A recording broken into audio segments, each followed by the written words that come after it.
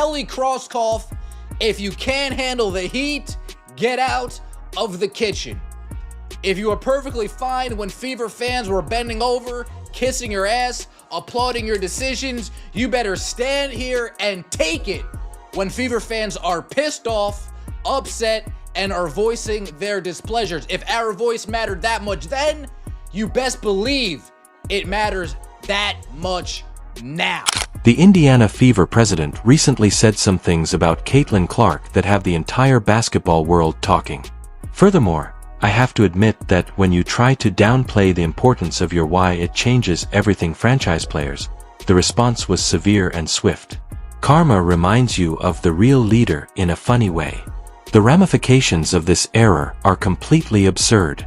What do you think happens when businesses try to cut back on their biggest stars? Fever brand is going to get as big and go as far as Caitlin Clark takes it. And I don't think Kelly Krauskopf understands that. And the latest video that is surfacing, floating around, being consumed by Fever fans across the globe, because this is an international superstar they have on their hands. This may have been the straw that broke the camel's. Reactions from players and staff seem to indicate that someone thought it would happen at the Indiana Fever. Recording a discussion about their intended brand development was a terrific idea. More than just Caitlin Clark, since nothing communicates a brilliant business strategy like publicly denigrating the person who independently saved your franchise from complete insignificance. Isn't that right? In their statements, the Fever leadership, I'm being polite and calling to it as leadership here, discussed their goal of creating a long-lasting brand. Similar to Apple, Caitlin Clark's role in all of this is to make sure that everyone understands that they want to avoid relying too heavily on their core players. Because everyone is worried about our group, fundamental players are, incidentally, corporate talk. That we want to sustain the growth and the interest level in the franchise. I mean, this is about the Indiana Fever. Yes, we have a foundational player in Caitlin Clark and Leah Boston, and we're going to continue to add to that. But I want this team to be the leader in the country, and a brand, an enduring brand, like Apple or something. I mean, we have a real opportunity here. Let me explain how tone-deaf these remarks were. This executive basically told fans erupt on social media that they want to keep the franchise growing and enthusiastic, while also implying that Caitlin Clark, the person in charge of that growth and interest, shouldn't take precedence over concentrated McDonald's claims that they want to be recognized for more than just hamburgers while making a deliberate effort to hide the Big Mac. Fans responded quickly, which is exactly what you would expect when you disrespect their intelligence. Social media users were screaming at the corporation for being completely detached from reality. To be honest, they deserved every bit of the abuse. They were successful. This isn't the NFL.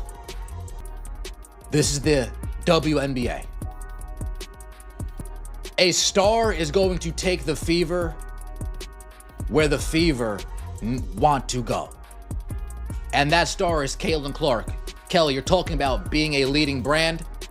You're talking about sustaining growth, sustaining the interest level in the franchise. You know how that happens? Is if Caitlin Clark stays in Indiana, is if Caitlin Clark is participating in an entertaining and exciting brand of basketball that doesn't take away and diminish her skill sets, that doesn't turn off fans that have been following her for the last 3 to 5 years. These intelligent business people seem to forget this. Perhaps 4,000 people were watching the Fever on a good night before Caitlin Clark arrived. The television ratings for each game were so low that few people signed up. In the realm of sports, the final thoughts and what's next group was essentially unknown. Then, when CC shows up, they begin selling out arenas and setting records for attendance, which is really important in the national conversations. However, in their infinite wisdom, they think this happened because of their amazing organizational structure, but they don't. They have a gift that is passed down through the generations. People are truly interested in watching the basketball game. The illusion is utterly faltering. The comparison to Apple is hilarious because Apple changed everything by building their entire brand around innovative products. Their attempts to downplay the iPhone or pretend that the iPad was unimportant were futile. They built everything around them and embraced their innovative inventions. This is precisely what the Fever ought to be doing. Certain lucrative franchises have always ended with their stars. You don't try to reduce Michael Jordan's influence when you have him.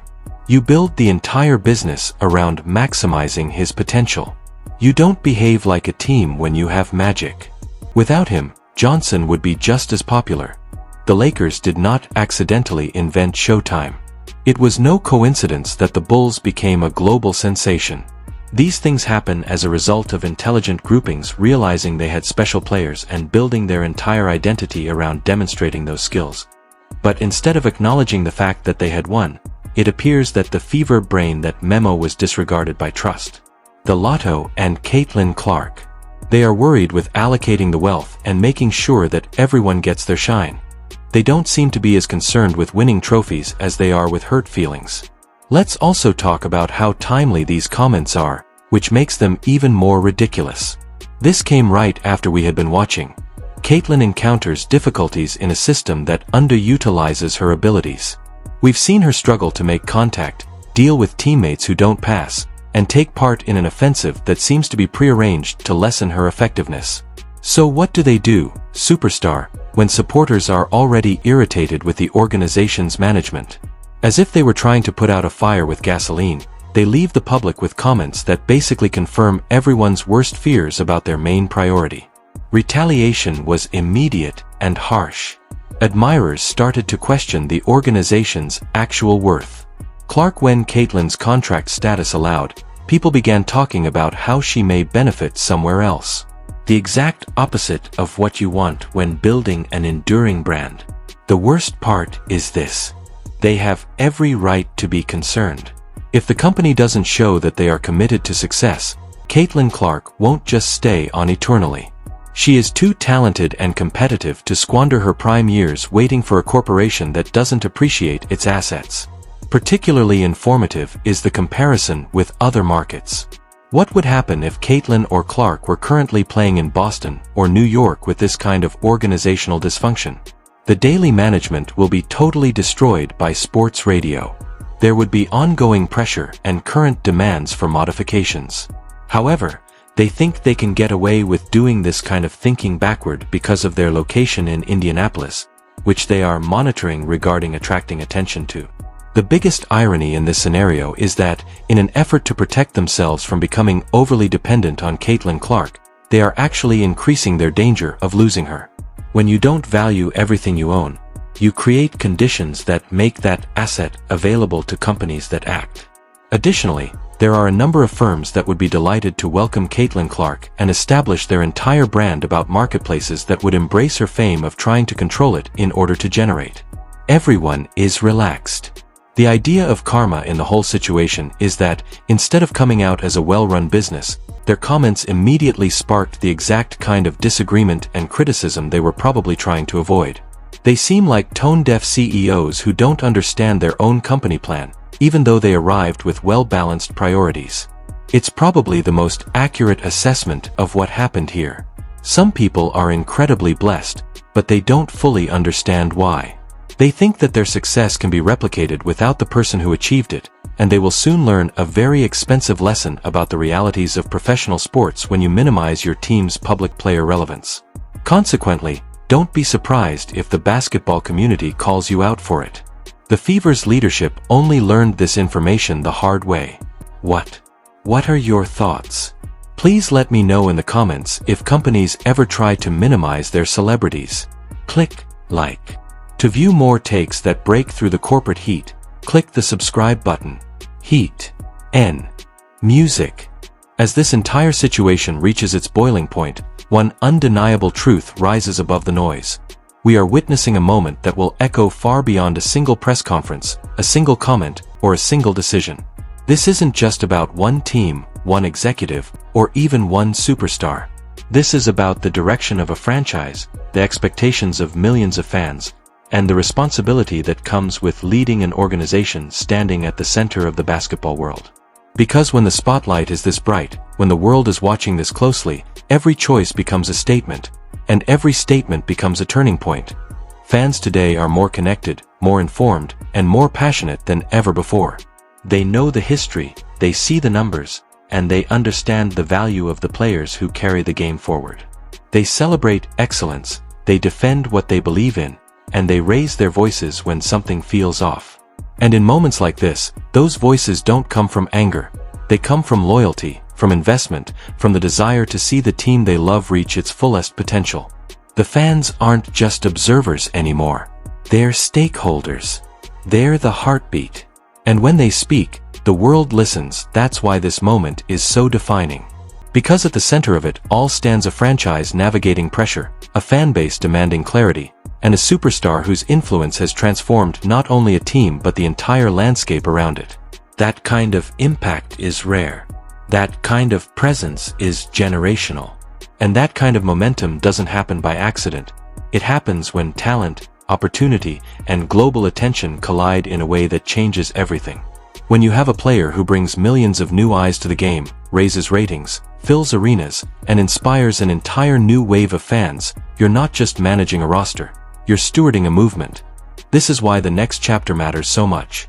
Because the decisions made today will define the tone of the franchise tomorrow. They will determine whether this organization rises to the moment or lets it slip away. Championship-level teams throughout history have understood one simple truth. Great organizations don't fight their momentum, they build on it. They don't dim the light of their stars, they elevate it. They don't run from pressure, they grow under it. That is what separates strong leadership from confused leadership, and what separates long-term success from missed opportunity. And beyond the statements, the reactions, and the debate, lies a much bigger question. Where does this team go from here? Because the world isn't just watching what was said, they're watching what happens next. Will the franchise embrace the opportunity in front of them? Will they strengthen the bond with their fans? Will they anchor their identity around the talent that has already changed everything for them? Or will uncertainty and mixed messaging create cracks that the basketball world continues to question? What happens next won't just shape headlines. It will shape trust. It will shape culture. It will shape the way players view the franchise, the way fans show their support, and the way the team positions itself in the future. It will determine whether this becomes a story of growth, or a story of missed potential. And that's why every move from here forward carries weight. But one thing is undeniable. The fans are awake, the world is engaged, and the conversation is louder than ever. This moment has sparked a reaction, a dialogue, a fire that won't fade quietly. And whether this becomes a turning point toward unity or a warning sign of deeper issues depends entirely on what the organization chooses to do next. Because momentum is a powerful thing, it can lift you higher than you ever imagined, or it can disappear before you even realize it's gone. So as we move forward, stay tuned, stay alert, and stay connected. Because this story is nowhere near finished. In fact, it's just beginning. The next statement, the next decision, the next season, each one will reveal exactly where this franchise stands and what kind of identity they're ready to build. And believe this, the basketball world will remember how this moment was handled. They will remember who listened, who adapted, and who rose to the challenge. This is bigger than a headline, bigger than a quote, bigger than a single controversy. This is a crossroads, a moment where everything that happens next will shape the legacy of a franchise for years to come. And trust me, the next chapter is going to be powerful, so make sure you're here for it. Make sure you don't miss what comes next. Because if you thought things were intense now, just wait. The real story is still unfolding. And the next move, that's the move that will change everything. Thanks for watching.